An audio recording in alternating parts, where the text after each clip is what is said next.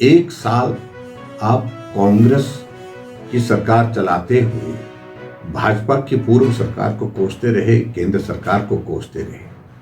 अब एक साल में आपने क्या किया, इसका हिसाब पूछेंगे।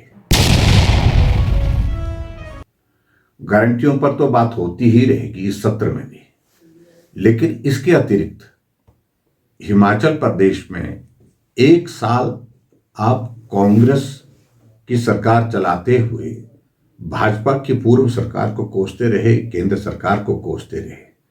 अब एक साल में आपने क्या किया, इसका हिसाब पूछेंगे। और मैं समझता हूं कि एक साल का कार्यकाल किसी भी सरकार के लिए काम करने की दृष्टि से बहुत बड़ा हो जाता है, जब वो किसी काम की शुरुआत करके अपनी छाप छोड़ सकते हैं। लेकिन ऐसी परिस्थिति नहीं बन पाई हिमाचल प्रदेश में, और इसलिए हमने कहा कि अब एक साल पहले क्या था उसकी बात छोड़िए, एक साल में आपने हिमाचल प्रदेश में क्या किया, लोग इस बात को जानना चाहते हैं। विधायक क्षेत्र विकास निधि, जिसका बजट प्रावधान मैं करके गया था, 50 लाख रुपए पिछले बजट में काट दिया। जो बजट हमने पास करके रखा हुआ था, अंतिम किस्त इस कारण से जारी नहीं हो पाए थे क्योंकि लोग विधानसभा के चुनाव आ गए थे, और सरकार जब सुखों की बनी तो 50 लाख रुपए जो हर विधायक को मिलता क्षेत्र के विकास के लिए विधायक निधि का, रोक दिया। अब की बार भी यही मंशा थी। अभी एनुअल प्लानिंग की बैठक चल रही है, और एनुअल प्लानिंग की बैठक में हमने जाने से मना कर दिया था, और हमने बड़ा साफ कह दिया था कि अगर विधायक क्षेत्र विकास निधि की अंतिम किस्त जारी नहीं की गई तो हम बहिष्कार करेंगे।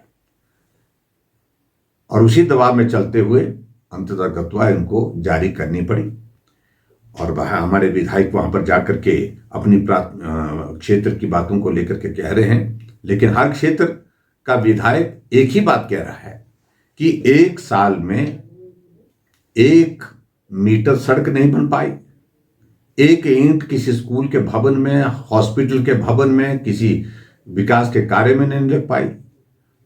उल्टा जो काम जहां आधा अधूरा पड़ा है वहीं का वहीं रुका हुआ है।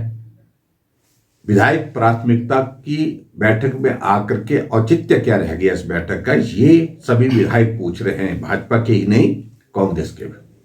पिछली विधायक प्राथमिकता दे रखी है, लेकिन उसमें अभी तक डीपीआर की प्रोसेस अभी तक शुरू नहीं हुई। तो ऐसी चीजों को लेकर के हम बात कर रहे हैं।